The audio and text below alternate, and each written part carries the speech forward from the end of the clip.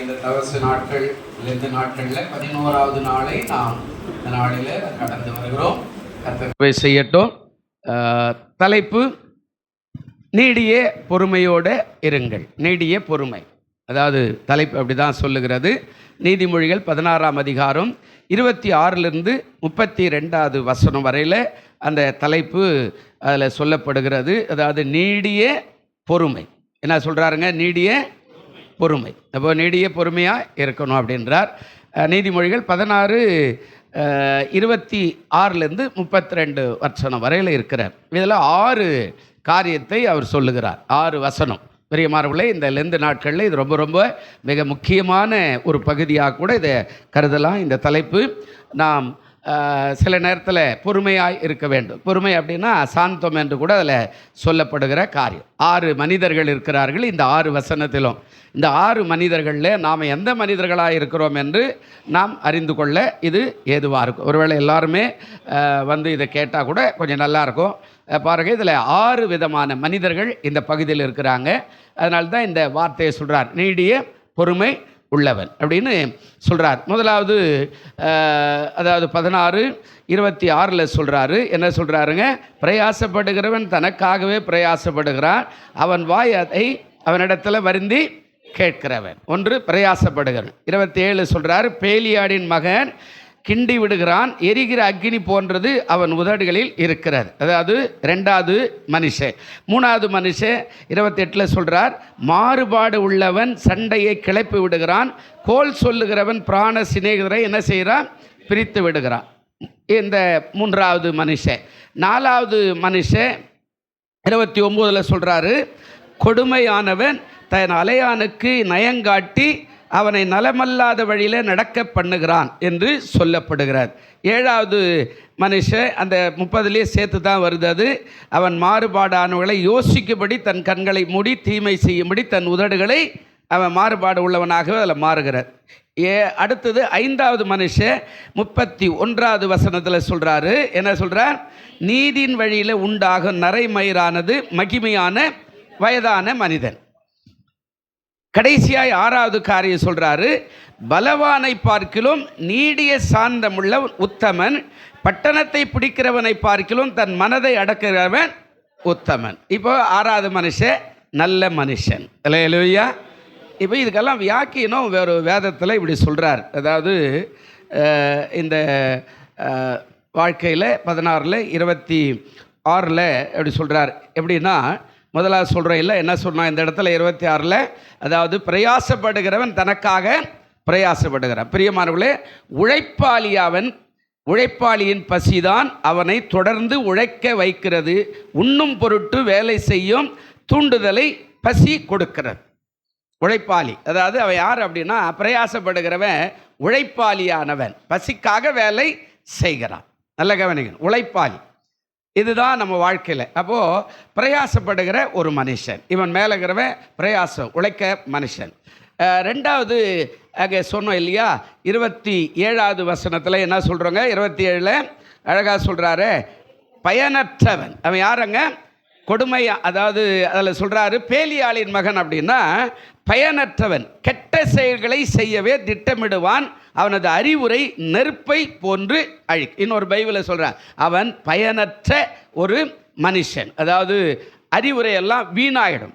அவன் தான் பேலியாளின் மகன். பேலியாளின்னா ஒரு கீழ்ப்படியாத, ஒரு அடங்காத, ஒரு எப்போ பார்த்தாலும் ஊரை சுற்றி எதையோ ஒன்று பண்ணிக்கிட்டு இருக்கிற ஒரு சகோதரியுடைய மகன் அப்படின்னு அங்கே சொல்கிறாரு.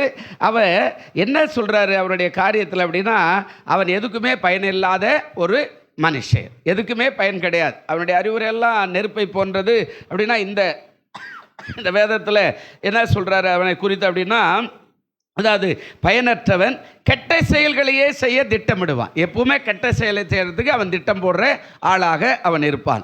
பாருங்க, அடுத்த ஒரு மகன் என்ன சொல்கிறாரு 28 அதாவது மாறுபாடு உள்ளவனா என்ன சொன்னாருங்க? அதாவது மாறுபாடு உள்ளவன் சண்டையை என்ன செய்கிறான்? கிளப்பி விடுகிறான். அதாவது தொல்லையை உருவாக்குகிறவன், எப்போதும் பிரச்சனைகளை உண்டு பண்ணுகிறவன். வேற ஒரு வேதத்தில் மொழிபெயர்ப்பு அப்படி சொல்கிறது. அதாவது உண்டு பண்ணுகிறவன் பொய் செய்திகளை பரப்புகிற வன் நெருப்பாகிய நண்பர்களுக்கு துன்பத்தை ஏற்படுத்துகிற. இப்போ இது இந்த மனுஷன், அதாவது யார் அப்படின்னா கொடுமையான, அதாவது மாறுபாடு உள்ளவன். 29 ஒரு மனுஷனை குறித்து பேசுகிறார். என்ன?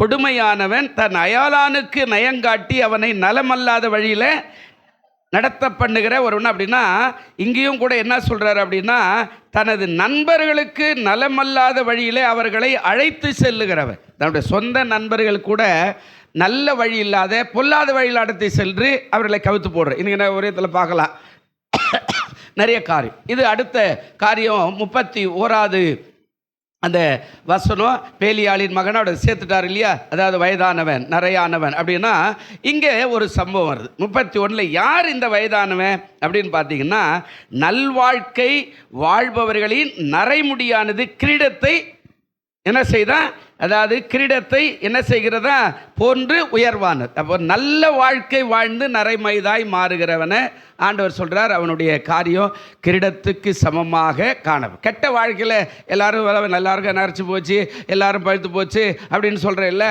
அந்த மாதிரி ஆளுங்கள்லாம் இல்லை. அவர்களை அந்த லிஸ்ட்லேயே சேர்க்கலை. இந்த வசனத்தில் இங்கே சொல்கிறார் இல்லை, என்ன சொல்கிறார், நீதியின் வழியில் உண்டாகும் நரைமயிர், நீதியான செம்மையான உண்மையான அந்த வழியில் உருவாகிற அந்த வயதான நரைமுடி, அதை தான் அங்கே சொல்கிறாரு. அவன் எப்படிப்பட்டவன்? ஒரு வயதானவனாக இருந்தாலும் அப்படிப்பட்ட ஒரு மனுஷனாக இருக்கிறான். நீதியின் வாழ்க்கை கடைசி மனுஷனை தான் இங்கே நீடிய பொறுமை உள்ளவன் அப்படின்னு சொல்கிறார். என்ன சொல்கிறார் அந்த 32 பலவானை பார்க்கிலும் நீடிய சாந்தம் உள்ளவன் உத்தமன். 2 உத்தமன் வருது இதில்.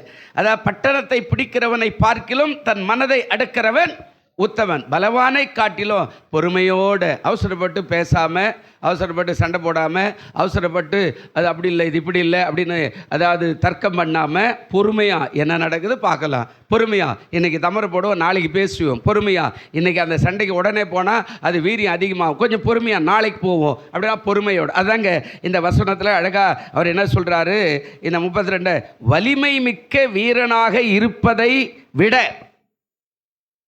என்ன அழகாக சொல்கிறார் பார். அந்த அந்த அந்த அந்த ஆக்கியோன் சொல்கிறாரு, வலிமை மிக்க வீரனாக இருப்பதை விட ஒருவன் பொறுமை மிக்கவனாக இருப்பது நல்லது. வலிமை மிக்கவனாக இருக்கிறத காட்டிலும் பொறுமை உள்ளவன் அவன் தான் உலகத்திலே சால சிறந்தவன் அப்படின்னு சொல்ல. அதில் தான் உலகத்தில் பழமொழி சொல்லுவாங்க, என்ன சொன்னால், பொறுமை உள்ளவன் இந்த தேசத்தை என்ன பண்ணுறான், சுதந்திரித்து கொள்ளுகிறான். ஆமாம், அதான் பழமொழி அப்படியே சொல்லுவாங்க இல்லையா. நம்ம பொறுமை உள்ளவங்க பூமியை சுதந்திரிப்பான் அப்படி சொல்கிறார். அதான் சொல்கிறாரு, வலிமை மிக்க வீரனாக இருப்பதை விட ஒருவன் பொறுமை மிக்கவனாக இருப்பது நல்லது. அடுத்த காரியம் சொல்கிறாரு, ஒரு நகரத்தை அடக்கி ஆள்வதை விட உன் கோபத்தை அடக்குவது நல்லது. அல்லேலூயா. அப்போ என்ன சொல்கிறாரு, நீடிய பொறுமைனா சாந்தம், அதாவது கோபத்தை அடக்குபவன் பொறுமைசாலி. இதை ரெண்டுமே சேர்ந்து ஒன்றாவர். ஒரே ஒரு வசந்தப்பட்ட வாசிங்க. நீதிமொழிகள் 14 நேரம் முடிஞ்சிச்சு. நீதிமொழிகள் 14:29 நீங்கள் பார்த்தீங்கன்னா ஒரு சம்பவத்தை அங்கே சொல்கிறார். 14:29 என்ன சொல்கிறாருங்க, நீடிய சாந்தமுள்ளவன் மகா புத்திமான், முற்கோபியோ புத்தி இனத்தை விளங்க. முற்கோபன்றதுனா உடனே ஒரு கோபம் வரும் பாருங்க, டாட் போட் தஞ்சாவூர்னுவா இல்லை, அதாங்க சொல்கிறாரு. அதாவது நீடிய சாந்தமுள்ளவன் மகா புத்தி மான். அப்போ வேதம் சொல்கிறாரு, முற்கோபியோ புத்தி இனத்தை விளங்க பண்ணுறான், நீடிய சாந்தமுள்ள. அதே நீதிமொழியில் 19:11 கூட அந்த வார்த்தையை அழகாக பேசுகிறாரு. 19:11 வசனம் அழகாக சொல்கிறார், மனுஷனுடைய விவேகம் அவன் கோபத்தை அடக்கும், குற்றத்தை மன்னிப்பது அவனுக்கு. அல்லேலூயா. குற்றத்தை மன்னிப்பது அவனுக்கு என்னதுங்க, மகிமை. அப்போ என்ன சொல்கிறார், அந்த வார்த்தை அழகாக பேசுகிறார், மனுஷனுடைய விவேகம் அவனுடைய கோபத்தை அடக்கும். பெரியமானவர்களே, அப்போது இந்த வார்த்தை இந்த லெந்து நாட்களில் இது ரொம்ப ரொம்ப அருமையான வார்த்தை. இது ஒரு ஞாயிற்றுக்கிழமையே நல்ல பிரசங்கத்துக்கான தலைப்புகள் தான் இந்த தலைப்புகளெல்லாம். ஆமாம், அந்த தலைப்புகளில் இது அழகாக வருது. இதில் 6வது மனுஷன் யாருன்னா, உத்தமமானவன் பொறுமையானவன், முற்கோபி அல்ல. எடுத்தங்கவுத்தன்னு பேசிட்டு பின்னாடி நான் தெரியாது பேசிட்டேன், எனக்கு அது தெரியாது, அவர் சொன்னது எனக்கு புரியல, அவர் எதுக்கு அப்படின்ற மாதிரிலாம் இல்லை. நிறைய பேர் இந்த கோபத்தினால தான் சிறையில் கூட இருக்கிறாங்க. நிறைய பேர் சிறையில் போனால் அவசரப்பட்டு டப்பான கையில் கிடைக்கிறது எடுத்து மனைவி அடிக்கிறது, புருஷன் அடிக்கிறது, மற்றவன் அடிக்கிறது, அவன் செத்து போயிட்டான்னா நான் தெரியாத பண்ணிட்டேன் அப்படின்ற மாதிரிலாம் சொல்லுவாங்கல்ல, அது மாதிரி முற்கோபி. அப்போ என்ன சொல்ல வராரு? கோபத்தை அடக்குபவன் பொறுமைசாலி, பூமியை ஆழ்வார், பொறுத்தார் பூமியை என்ன செய்வாங்க? ஆழ்வார். இப்போ 6வது மனுஷன் தான் அங்கே மேலே சொன்ன தலைப்பு நீடிய பொறுமை உள்ளவர். பிரயாசப்படுகிறவன் முன்னாடி தலைப்பு எப்போதும் உழைக்கிறவன், தன் வயிற்று பசிக்காக, தன்னுடைய குடும்ப பசிக்காக, தன்னுடைய பிள்ளைகளுக்காக உழைக்கிறவன். அப்போது அங்கே 2வது 3வது 4வது 5வது சொன்ன 4 மனுஷனும் மாறுபாடு உள்ளவன், கொடுமையானவன், பேலியாளின் மகன். அதாவது அந்த நரை மைதானவன் யார் அப்படின்னா அவன் கூட உண்மை உத்தமாக நீதியின்படி நடக்கிறவன். அந்த வயதானவனை தான் பட்டியலில் சேர்த்துக்கிறார். சும்மா ஊரை சுற்றிக்கிட்டு எல்லாம் வயசாகிட்டு அவனும் இல்லை. அப்போ நம்முடைய வாழ்க்கையில் நீடிய உத்தமமாய் வாழ்கிற, பொறுமையாய் வாழ்ந்தால் தேவன் நம்மை ஆசீர்வதிப்பார். கண்களை மூடுவ நல்ல பிதாவே, இந்த மாலை பொழுதுக்காய் நன்றி.